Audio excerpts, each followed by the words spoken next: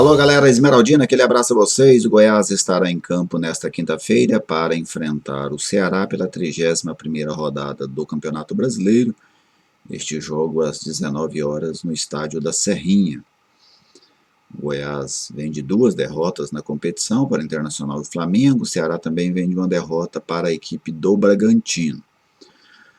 É um jogo que vale muito, né? Especialmente para o Goiás, pois se o Goiás ainda quer nutrir este objetivo de fugir do rebaixamento, talvez quase um sonho, né? Já que o Goiás passou praticamente todo o campeonato na zona de rebaixamento, uma vitória hoje é fundamental, pois vencendo o Goiás recupera a 18ª colocação, que ele perdeu ontem após o Coritiba empatar com o Fluminense, e ainda se aproxima daquele bloco na frente. Você tem hoje 4 times com 32 pontos. O Fortaleza, que está na zona de rebaixamento, o Bahia, o Vasco e o Sport. Fortaleza e Vasco, o Bahia e Vasco já jogaram por essa rodada, o Fortaleza e o Sport ainda vão jogar. Mas o Goiás, talvez de Bahia e Vasco, o Goiás vai se aproximar, né, ficar a 3 pontos deles, se vencer, e talvez até mesmo o Sport e o Fortaleza também não consigam pontuar nessa rodada. Então a vitória sobre o Ceará é fundamental para a equipe esmeraldina nesta luta, né, contra o rebaixamento. Se perder para o Ceará, praticamente as chances serão reduzidas ainda mais, né, as que já são pequenas ficarão ainda menores. Esse jogo é, ao meu ver, um jogo chave para o Goiás neste objetivo, já que a vitória do Bahia ontem contra o Atlético Paranaense foi um resultado ruim, né? Por outro lado, a derrota do Vasco para o Bragantino foi um resultado bom, o empate do Coritiba depois de estar vencendo contra o Fluminense também foi um bom resultado. Bem, vamos conferir aqui o retrospecto entre os dois times, dados do futeboldegoias.com.br. 22 jogos, 10 vitórias do Goiás, 4 vitórias do Ceará, 35 gols esmeraldinos, 22 gols alvinegros, aconteceram 8 empates nos duelos entre eles. O técnico do Goiás, Augusto César, juntamente com o Glauber Ramos, eles têm 2 desfalques para o jogo de hoje.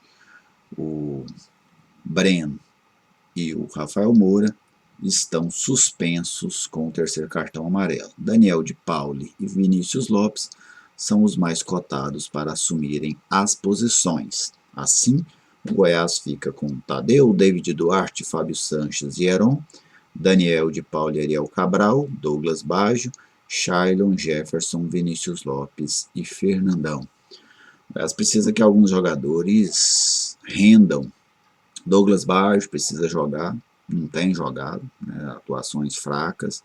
Vinícius Lopes precisa retomar o futebol dele de antes da contusão. Depois que voltou, achei as partidas do Vinícius praticamente todas fracas. Foi razoável contra o Atlético Goianiense só.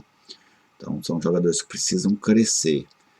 O Daniel, acho merecida essa oportunidade a ele, é um jogador que tem entrado bem, tem aproveitado relativamente bem as oportunidades que aparecem para ele. Hoje vai poder começar o jogo.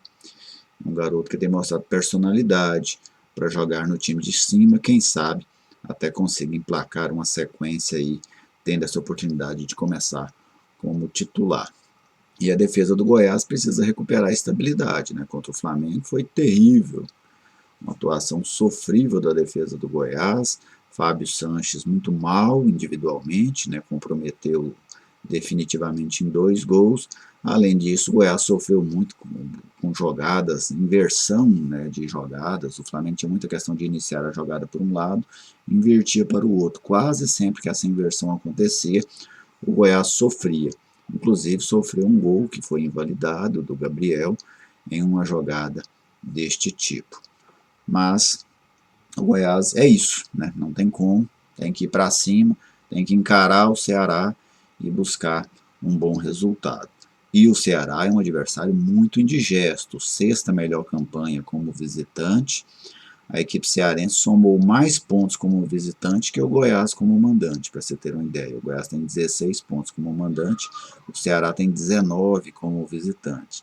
Então é um time muito perigoso, mas o Goiás não tem opção.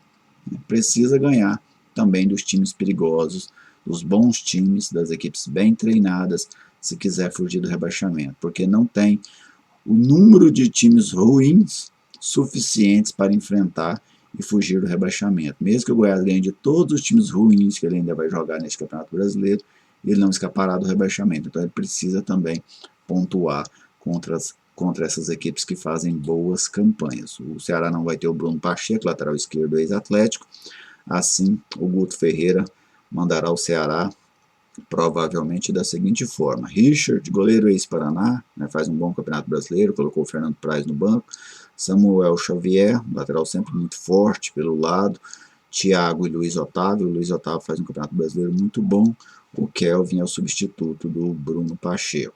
Fabinho e Fernando Sobral, dois jogadores que também fazem um Campeonato Brasileiro bom.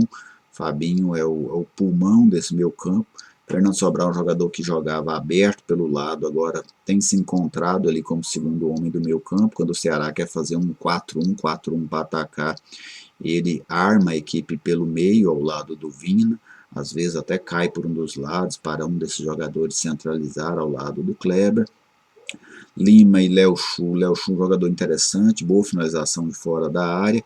Vina dispensa apresentações, né, o grande jogador do Ceará neste momento e um dos grandes jogadores do Campeonato Brasileiro. Foi um dos principais jogadores do futebol brasileiro na temporada de 2020, uma temporada espetacular do meio do Ceará.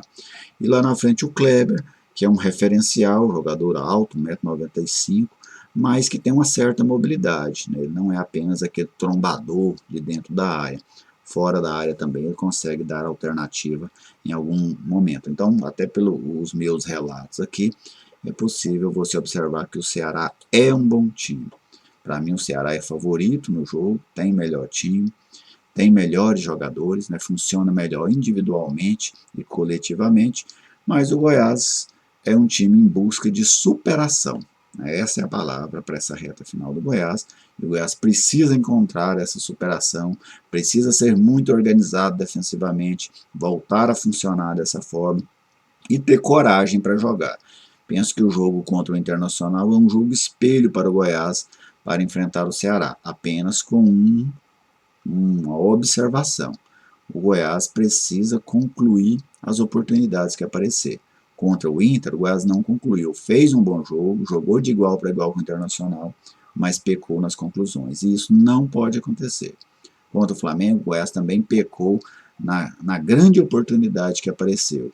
Contra o Atlético na Serrinha, o Goiás pecou nas duas oportunidades que apareceram. Então, ofensivamente, o Goiás precisa ser mais fatal. Porque eu citei aqui 3 jogos recentes em que o Goiás perdeu e em todos eles o Goiás teve a oportunidade de marcar, e oportunidades claríssimas, e não conseguiu, até por isso ajudou com que a equipe saísse derrotada. Beleza, gente? Depois do jogo eu faço um vídeo com as minhas impressões do que foi esse Goiás e Ceará pelo Campeonato Brasileiro. Um grande abraço a todos vocês e até a próxima.